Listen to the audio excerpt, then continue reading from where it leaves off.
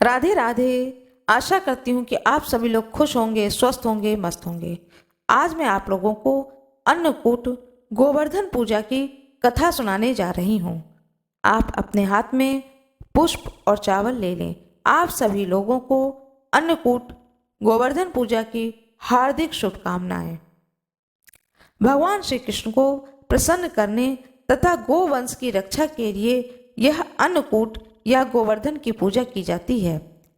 हमारे कृषि प्रधान देश में गोवर्धन पूजा जैसे प्रेरणा पर्व की अत्यंत आवश्यकता है।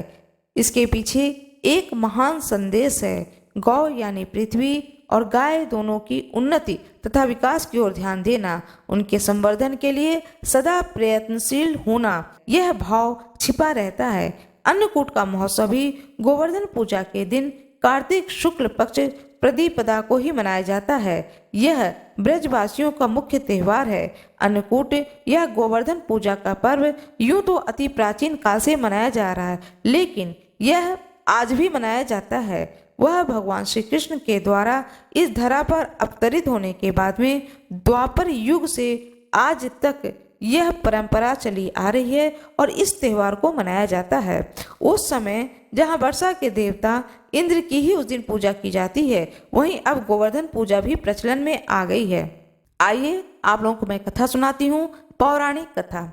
एक बार महर्षि ने किसी संत सम्मेलन में ऋषियों से कहा कि कार्तिक शुक्ल पक्ष प्रतिपदा को गोवर्धन व अन्नकूट की पूजा करनी चाहिए। ऋषियों ने महर्षि से पूछा, यह अन्नकूट क्या है? गोवर्धन कौन है? इनकी पूजा क्यों तथा कैसी करनी चाहिए? इसका क्या फल होता है? इन सब का विस्तार से कह करके कृतार्थ करें। महर्षि बोले, एक समय की बात है, भगवान श्री कृष्ण अपने सखाओं गोप ग्वालों के साथ में गाय चराते हुए गोवर्धन पर्वत की तराई में जा पहुंचे। वहां पहुंचकर उन्होंने देखा कि हजारों गोपियां गोवर्धन पर्वत के पास 56 प्रकार के व्यंजन रखकर बड़े उत्साह के साथ नाच गा करके उत्सव मना रही थी। श्री कृष्ण भगवान भी इस उत्सव का प्रयोजन पूछा तो गोपियां ने कहा कि आज तो घर घर में उत्सव होगा, क्योंकि वृतासुर को मारने वाले मेघ व देवों के स्वामी इंद्र का पूजन होगा। यदि पूजन से वे प्रसन्न हो जाएं तो ब्रज में वर्षा होती है, जिससे अन्न पैदा होते हैं तथा ब्रजवासियों का भरण पोषण होता है।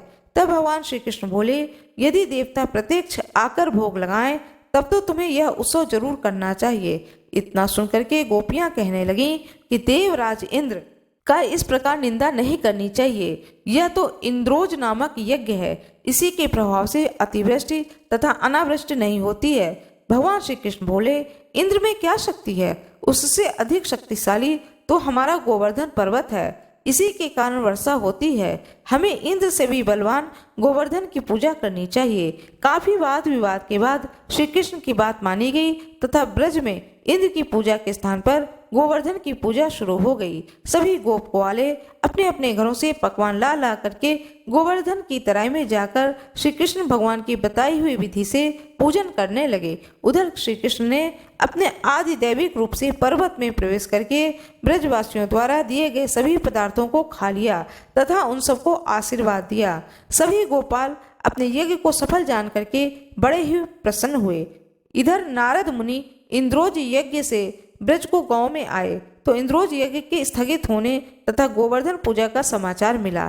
इतना सुनते ही नारद जी इंद्रलोक पहुंच गए तथा उदास होकर देवराज इंद्र से बोले, हे देवराज, गोकुल के निवासी गोपों ने इंद्रोज बंद करके आपसे बलवान गोवर्धन की पूजा शुरू कर दी है। आज से यज्ञों आदि में उसका भाग तो हो ही गया है। यह भी हो सकता है कि किसी दिन कृष्ण की प्रेरणा से वे तुम्हारे राज्य पर आक्रमण करके इंद्र का सिंहासन भी ले लेंगे।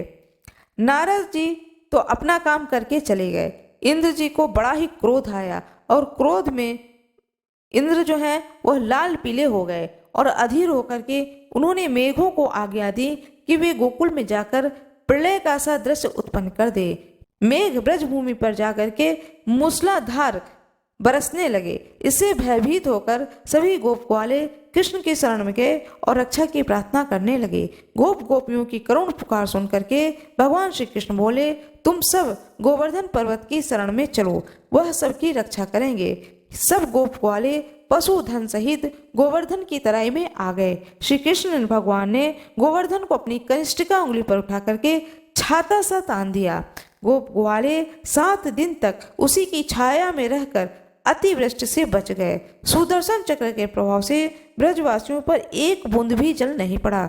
यह चमत्कार देख करके ब्रह्मा जी द्वारा श्री कृष्ण की बात जानकर इंद्रदेव अपनी मूर्खता पर पश्चाताप करते हुए भगवान श्री कृष्ण से क्षमा याचना करने लगे।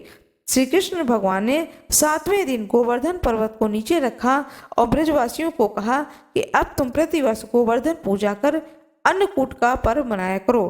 तभी से यह पर्व के रूप में प्रचलित हो गया। गोवर्धन पूजा के दिन गाय से गोवर्धन बनाया जाता है और उसकी पूजा की जाती है। भोग लगाने हेतु 56 प्रकार के व्यंजन बनाए जाते हैं। गोवर्धन भगवान की जय हो, श्री कृष्ण भगवान की जय हो, गोवर्धन पर्वत की जय हो, इंद्र भगवान की जय हो। आपने अपने हाथ में पुष्प और जो चावल लिया है उसे गोवर्धन भगवान जो बनाया है उसके ऊपर चढ़ा दें। मेरा यह वीडियो आप लोगों को अच्छी लगी हो तो कृपया वीडियो को लाइक करना ना भूलें, चैनल को सब्सक्राइब कर दें, बेल आइकन दबाना ना भूलें। धन्यवाद।